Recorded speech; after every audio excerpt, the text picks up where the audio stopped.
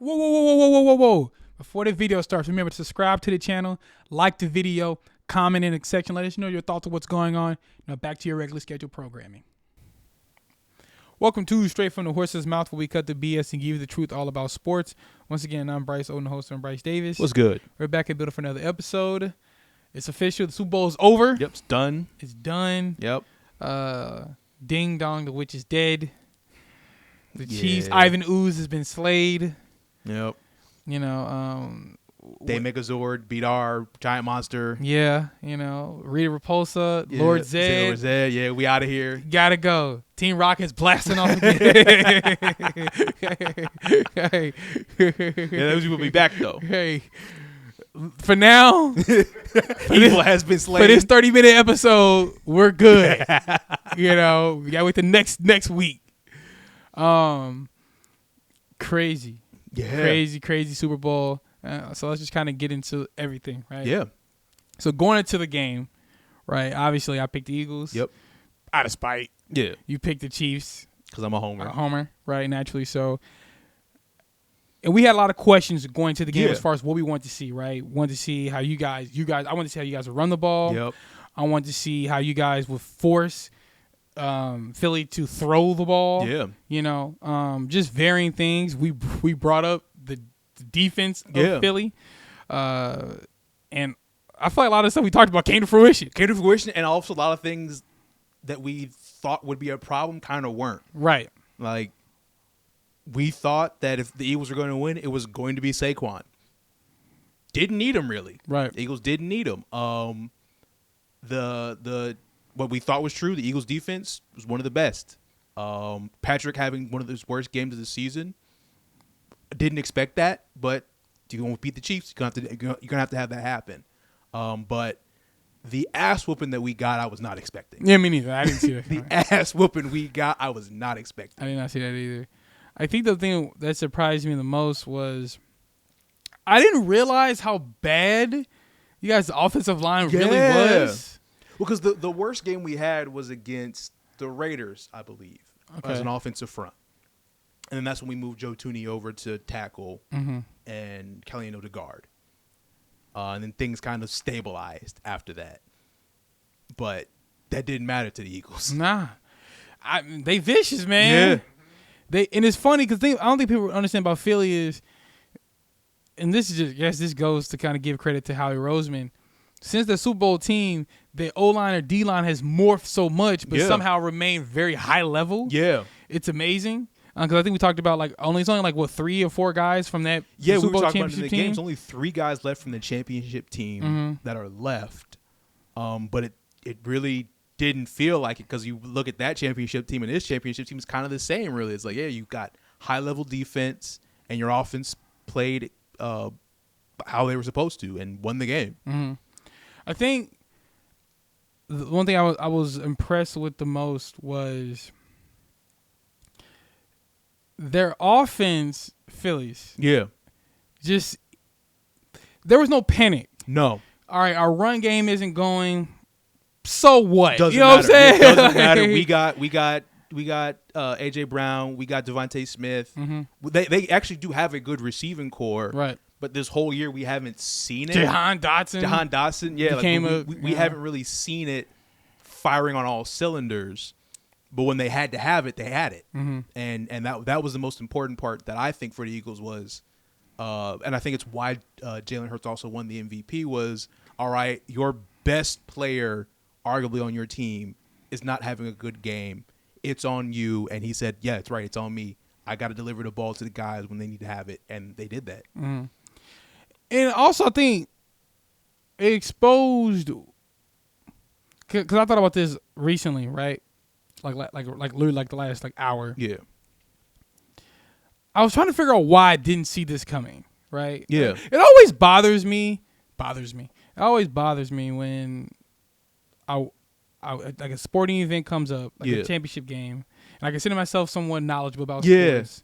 And I like to think I have a good pulse on how things should play out, how things should go.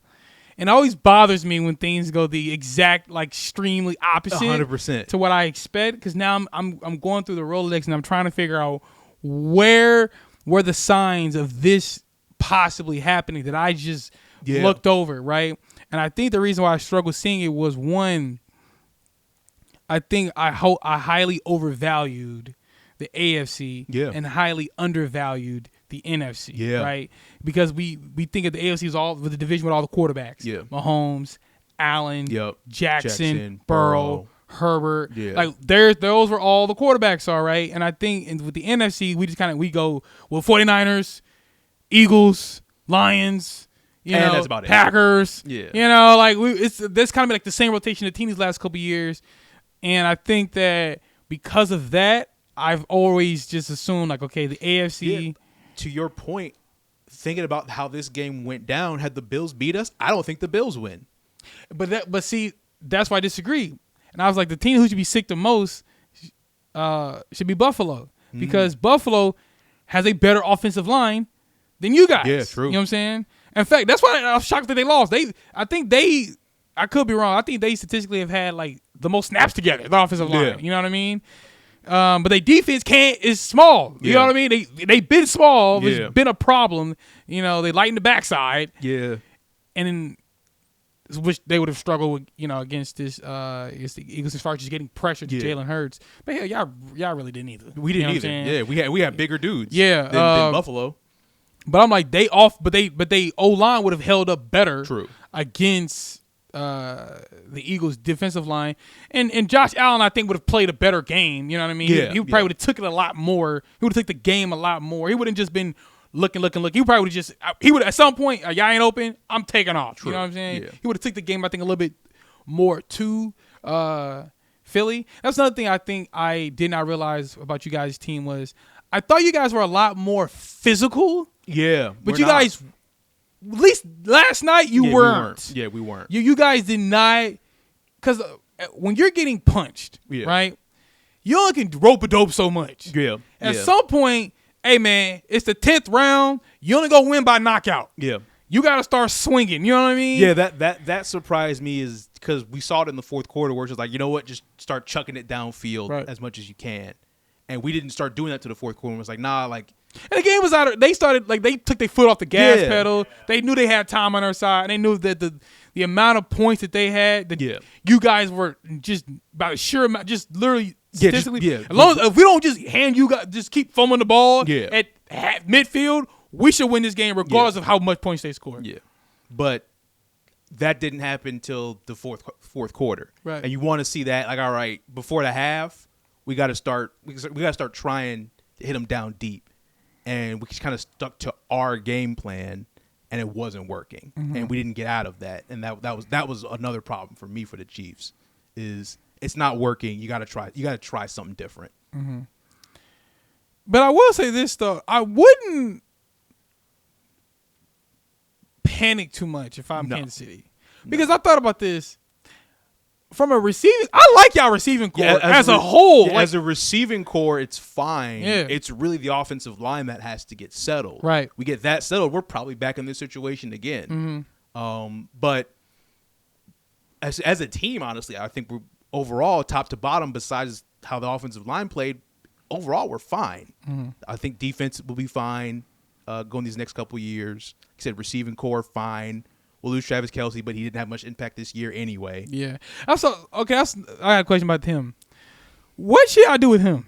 I'm hoping he retires because he's probably done. I'll say this. Shannon Sharp, Ravens. True. Tony Gonzalez, Falcons. Yeah, but they also weren't 35 at the time. Some of these, I'm just saying, like, some of these, I think Gonzalez was kind of up there. I don't know how old he was, but he was up there. He retired. Jason Witten, True. Raiders. Yeah. Like, some of these dudes, you kind of got, you can't, all these dudes going to Hall of Fame. True. You can't be afraid to go, hey, bruh. Yeah, it's time to walk. Either you walk or you going to be holding that clipboard. You know what I'm saying? Because we got to get some of these other dudes a little bit more, a little bit more shine, a little bit more pop. My biggest, it's funny. The more I look about this game, the more I get upset with Buffalo, and because that's my biggest takeaway. Is like, if I'm watching this game and I'm Buffalo, the minute the game is over, I'm calling Cleveland. Yeah, I'm getting Myles Garrett. I'm getting Myles Garrett. I'm getting Myles Garrett. 100%. Because I think I'm like, damn, were we a Myles Garrett away from being a Super Bowl? Possibly. Is this all it took? When I heard Myles Garrett wanted to trade, I'm like, well, it's the Bills. It has to be the Bills. Right. If we're talking about a team where he would want to be and possibly sign a contract with, it's got to be Buffalo. Right. And if I'm Buffalo, it's like, yeah, it's got to be us. Mm-hmm. There's absolutely no way I'm letting this after watching this game. I got to get a game changer on defense. Chwet was kicking our ass on the edges. I need that. I need a guy who's just a difference maker who, no matter where we put him on the offensive line, he's feasting. And I think that can happen. I feel bad for San Francisco. Yeah. They've had some really good defensive lines, but like you guys have always been like very stout against them. Yeah. And then the other time y'all faced Tampa, all hell breaks loose. Y'all play Philly, the second time, all hell breaks loose. Meanwhile, San Francisco, these 2 times, y'all been very like good, fine, straight. Yeah. And that's luck of the draw, I guess. Of which sometimes it's who you get them and win. Was this performance a long time coming for Patrick Mahomes? Yes, I think so. Because he's been very mid in Super Bowls. Well, unimpressive. Just these last couple of years. Okay, he won MVP the year before Jackson, right? Yeah. Since then, he's been very like outside of some random moments here and outside of some of the postseason games. He's been very like mid, you know what I mean, quarterback wise. Still top 10. Yeah. But like he ain't been playing like Allen or Lamar Jackson or Joe Burrow. You know what I'm saying? Like he wasn't even close to being in MVP conversation this year or last year. So I feel like this was a long time coming. Yeah. And it begs the question of, okay, you came out the gate like a rocket. Yeah. Right? You took the NFL by storm. You've won 3 Super Bowls. Is there another level? Is it time for you to unlock that next level? Because it appears that we thought you're Mr. Unlimited, you know what I'm saying? Yeah. But now it's like, okay, all right, we can't keep really like letting you off the hook because you haven't been holding up your end of the bargain as well. Right. So now I think if you're Kansas City, it's time for Patrick Mahomes to kind of like take another step. I wouldn't say it's another step, but it's probably going back to who you were. Right. Like we kind of do need the gunslinger sometimes. Like, yeah, playing effective, efficient football is good, but I also kind of need you to uncork it sometimes. You've got that ability, but you kept it tucked away for a couple years. It's time to bring that back out. Like we need it. And I think that's what it is for me. Okay. Maybe I'll phrase it like this. If you're a quarterback, and you've seen the way he's played these last couple of years, I think the fear of Patrick Mahomes to me is starting to dissipate a little bit. Yeah. Like he is mortal. You know what I mean? Like obviously he's still Houdini when scrambling and like in the weirdest times. Like he still is able to escape. Hell, even live sometimes yesterday where he was still like up and around, juking dudes. Like, damn, get this dude down.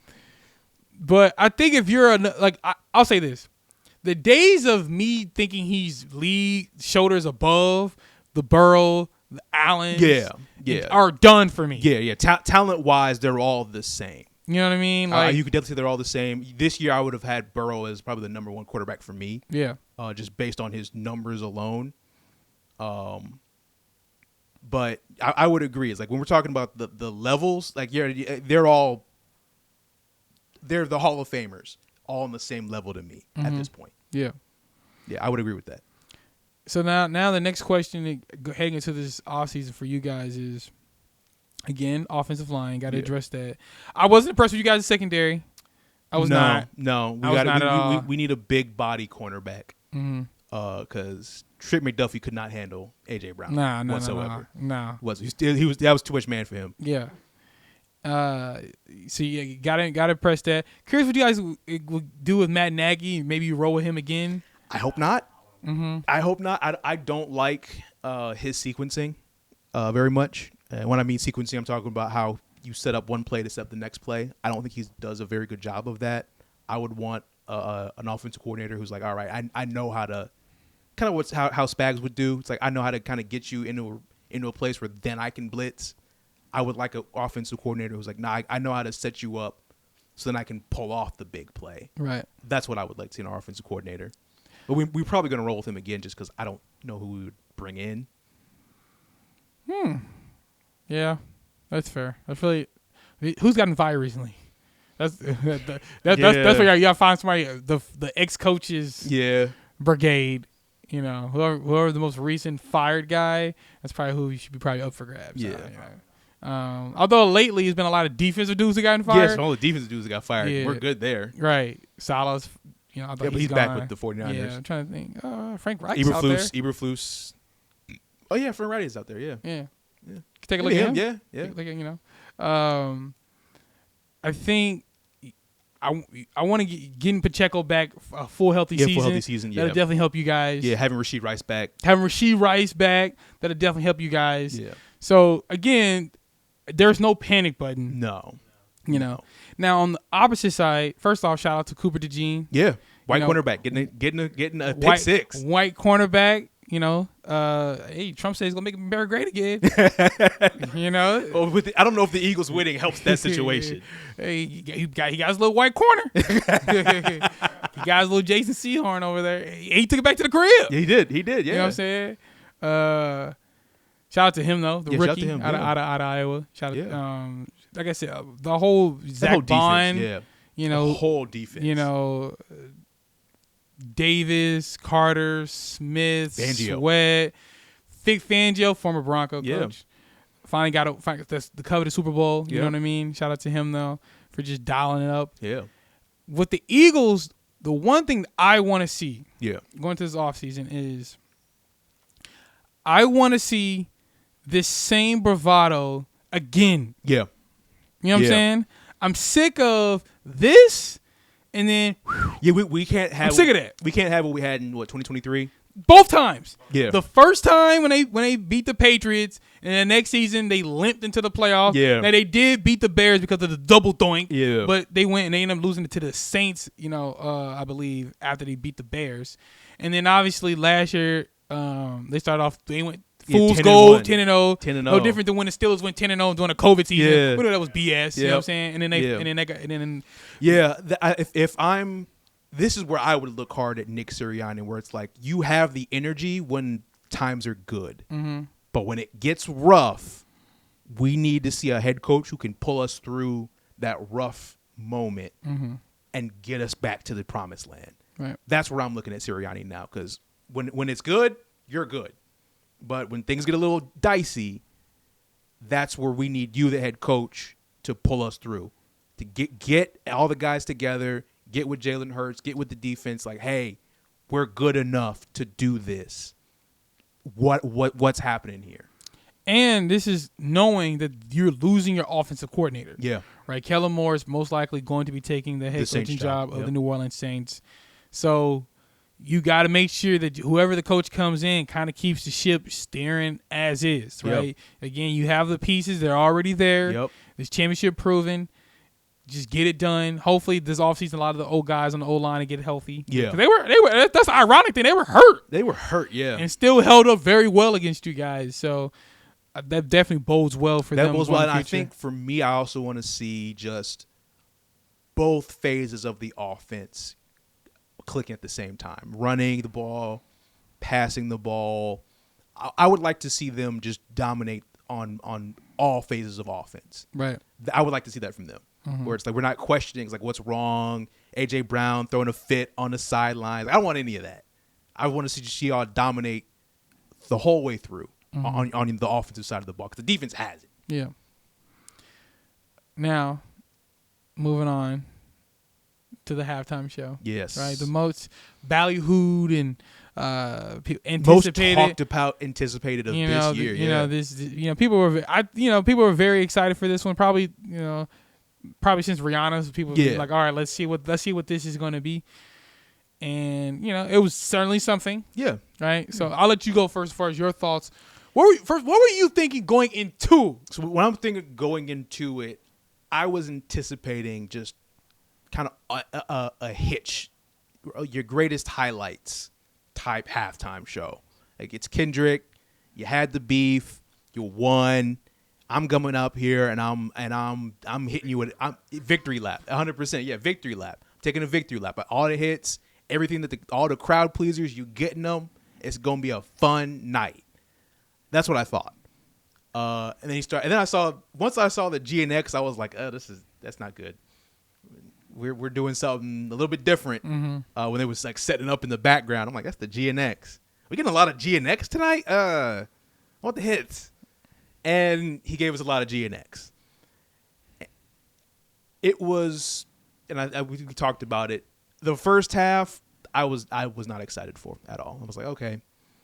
Once we got to Humble and Damn, that's when I'm like, oh, okay, there we go. Now we're getting to what the people want. Mm-hmm. And then of course he did Not Like Us. I really didn't care. I didn't know if he was gonna do it. I was surprised that he did the whole song and the PDF file line. I was surprised that he went through. Well, he didn't say that. He didn't say that. He didn't say it. He didn't say it. He didn't say it, but he's close. Yeah. Close. He said Drake's name. Said Drake's name. The whole crowd said A minor. Yeah. Is that the only part people freaking know? I think so. But overall, I would say not my favorite. Mm-hmm. Not my favorite whatsoever. I expected more. Yeah. So for me, that's kind of where I am. I expected more. So with this performance, right, regardless of how I feel about the whole thing, I know based on what I've seen that he can perform. Yeah. He's a good performer, right? And so I had high expectations. And especially him being the first actual hip. No disrespect to Dr. Dre, he's a producer. Yeah. Right. But him being the first hip-hop, I'm a hip-hop rapper, artist first, like, that's a big deal. Yeah. You know what I'm saying? And you bringing SZA out, so I know you're going to perform some of the songs I like. I want, Luther and All the Stars. Okay. I got high expectations, right? And then, like you said, they get the GNX card. But you know what? Cool. Whatever. Yeah. That's a car. Whatever. Cool. You know what I'm saying? But then he starts off playing some of the songs from GNX, and it's the age-old adage of what happens when you're at a concert and the artist goes and plays something off my new album. People go up and go. That's when you get your merch and you go get your food. Yep. You know what I'm saying? Yep.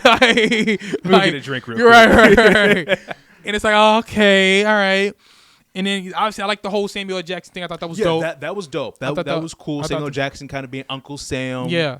And so the thing for me was the Super Bowl halftime show is a spectacle. Yes. Whether you like it or not, it is. Yep. Right?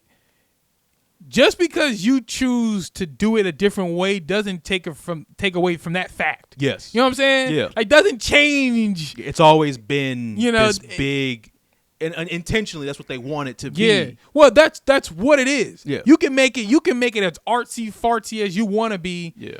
It's still a spectacle. Yeah. You know what I'm saying? It's just like it's like a movie being shown on IMAX. It can be as art house film as whatever. It's still on this big ass screen. Yeah, but I need to see something. So if it don't, it got it. Something better hit now. Something better shade. It better be worthy of this big screen that I'm watching it on. And to me, it just didn't feel like that. No. And I equated to like his performance to me. Because people are divided online, right? Because they want to give him credit for, the symbolism and the messaging, and it being a very it's Black History Month. Yeah. The presidents in the in the stadium or whatever. Yeah. It's a lot of stuff going on right now. So making a statement, so to speak, like I get that, and I respect it. I respect it. Yeah. And on that front, I think he delivered. Yeah. But to me, I equated to his performance like a movie, right? Yeah. And we use The Matrix. Okay. Yeah. When The Matrix came out, right, it was visually at the time one of the most stunning films you had seen. Yeah. Right? From the bullets and the bending backwards and all that kind of stuff. All the camera work, right? All the action set pieces. And then from a philosophical standpoint, it was also one of the most talked about. Books were written about the movie. Classes were being taught about the movie. The whole red pill, blue pill, and the machine and all that kind of stuff. Like living in a simulation, real world, right? All these things and they still hold up, right, when it comes to The Matrix. But you've never heard anybody say, you know what? That Keanu Reeves deserved an Oscar for that film. You've never heard that. No. No one said that about Lawrence Fishburne. Nope. Keanu Reeves, Carrie-Anne Moss. At best, you got was probably Hugo Weaving as Mr. Smith. Yeah. Right? Why do I bring that part up? If Kendrick's performance was like a movie, the categories we get nominated for was Best Set Design. Yeah. Best Cinematography. Yep. Best Screenplay. You know what I'm saying? Yeah. But no, Best Visual Effects.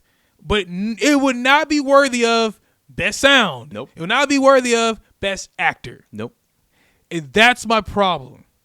And people can't seem to differentiate. Because every time you ask people what they like about the performance, I have yet to see people mention him specifically. Yeah. They mentioned the messaging. They mentioned everything else. Somebody tried to sneak in, the breath control. Bro, he wasn't even tired, bro. Yeah. There's nothing about that performance that should have made him tired. You know what I'm saying? So I don't even want to hear about his breath control. That doesn't work. Don't slide that in for that one. You're not fooling me with that one. You know what I'm saying? So to me, that's what I'm trying to get people to understand is it's the same adage. Two things can be true. Right. It can be true that the messaging was very good, very overt, very very pointed and political. We can also say, but the performance could have been better. Yeah. And it's, again, equated to movies. It's a lot of movies like that. Yeah. It's The Matrix, Avatar. Yeah. Where, all right, I get the message. Yeah. I like the message, and I probably agree with the message. Yeah. But is this a nominated Oscar, film? No. You know what I'm saying? No. I'm not giving Sigourney Weaver. Yeah, no. Sam Worthington. Zoe Saldana. No. And that's okay. Because, the message can get across, but it's just, it's also true that in the same, you can have a message and it also be entertaining. Exactly, especially when you've done it before. Yeah. That's the thing people don't understand. And the two things that piss me off is, one is the standard is the standard for the Super Bowl. Yeah. We're not going to change it because it's Kendrick Lamar, just because you like him. Yeah. Right? Michael Jackson is taking that stage. Prince is taking that stage. Yeah. Bruce Springsteen is taking that stage. U2 is taking that stage. Beyonce taking that stage multiple times. Yeah. Like, that's the standard. Standard's the standard. That's what you live in, the shadow that you're standing under. Yeah. Approach cautionly. You know what I'm saying? Yes. Just because you choose to do it differently doesn't take away from that fact. Yeah. When you come up on this stage, you better come correct. Yep. You know what I'm saying? Ain't no half-stepping, as Big Daddy Kane would say. Yep. You know what I mean? So you got that, and then just everything else, I just think that, to me, I just thought that he left a lot to be desired. Yeah, and more importantly, if you weren't a Kendrick fan going into that night, I don't think he gained any new fans. No. You know what I'm saying? No. And I think this was the first legitimate misstep of the beef. Now, it's not considered a misstep because technically he performed at the Super Bowl, which is technically a win within itself. Like, hey, I was just here. You know what I'm saying? Yeah. But it was the first, like, this was the moment. This was the moment where you could catch Drake in the numbers, potentially. Mm-hmm. Like, because we all know, like, for both of them, this is probably it. Yeah, I think this was the official, like. No, I'm talking about in terms of, like, as high as you can go. For both of them, like, they're at their peaks. Right. This was the moment where you could have made your peak just a little bit closer. Mm-hmm. Like, his is here, yours is here. The Super Bowl was your moment to introduce people who aren't hip hop fans, don't know who you are, didn't give a flying F about the beef, to understand who you were. Right. And they got a little bit of that with the messaging, but the music has to speak too. And that's another thing that you just brought up that I think is important is it's your performance. Yeah. And I understand Not Like Us is technically Kendrick's song, right? Yeah. But it's about Drake. Yeah. Right? Yeah, there are other elements about it, but essentially, no, miss me with the BS, it's a diss song toward Drake. Yeah. At the end of the day. The more you keep playing, let's think about a diss song that people got to remember is and there's a reason why a lot of people who make diss songs, there's a reason why you've rarely heard Drake perform back to back. There's a reason why you've barely heard Jay-Z perform Takeover. Yeah. Hey, I don't even know if Nas even still plays Ether because at my show, I'm not going to make it about somebody else. Right. You know what I'm saying? Yeah. And by constantly bringing up Not Like Us, you naturally, because even though Kendrick Lamar was trending, yeah, so was Drake. Yeah. You know what I'm saying? So it's like, Well, bro, every time you mention this, he gets brought up as well. Yep. Good, bad, happy, or sad, his name gets brought up. Yep.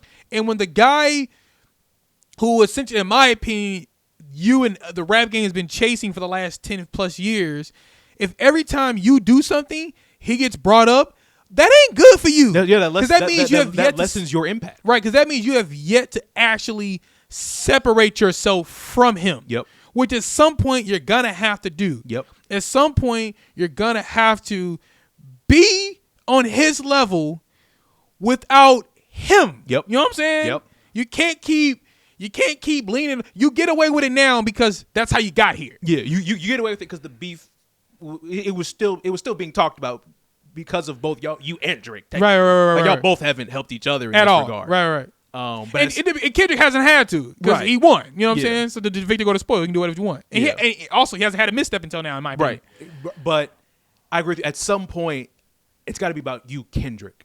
I don't want to hear about this anymore. I don't want to hear about the beef anymore. Right. Going into this year, it's dead to me. Yeah. What do you got, Kendrick? That's what I wanted. That's what tonight. That's what last night should have been about. What you got? Yeah. Step up to the mic, show people what you got. Yeah. And I don't think he did that very well. Yeah. Now a good thing from the performance was I like when SZA got brought out. I thought they had good chemistry or whatever. She looked good. Always. You know what I'm saying? Played all the stars that I was happy about. I was annoyed when DJ Mustard brought out. That was weird. You know what I mean? Yeah, like I get the whole Mustard and all that kind of stuff, but I'm like, this is the guess. Yeah. You know what I'm saying? like this one, a guy who can't get on the mic. You know what I'm saying? I'm where's Baby King and Family Ties or something? Yeah, or J-Rock with Money Trees, or Schoolboy Q with Collard Greens, or Travis Scott with Sicko Mode, like something. Hell, Taylor Swift in the stand, just bring her ass down to Bad Blood. You know what I'm saying? Like, you know what I mean? Like, there were other options. Yeah. And DJ Mustard. Yeah. That's the big. Oh, you know what I'm saying? That's my secret guess. Nah. It's sort of like remember you watched Scooby-Doo back in the day? Yeah. And they finally revealed who the villain is. He's like, oh, Mr. Johnson. You should have known. Like, pull off the man Mustard. Yeah, Mustard. But he'd be like, yo, who is this? You know what I'm saying? Facts. DJ Mustard. DJ, who's that? Right, you know what I'm saying? In other respect, we know DJ Mustard. We know it, but I just when it comes to the halftime show and the people who've been brought out, remember Beyonce technically has been a guest before. Twice. Travis Scott has been a guest before. Bruno Mars had Red Hot Chili Peppers. Saying? Like Cardi B was brought out. Like we've seen Nicki Minaj was brought out a while ago. I think she brought out Madonna set. Yeah. We've had great surprise guests. Mustard's at the bottom, very bottom of that list of yo. You know who'd be cool if he brought DJ Mustard to just stand there. I would prefer DJ Drama. You know what I mean? Yeah. You know what I mean? Just him talking all over the damn track.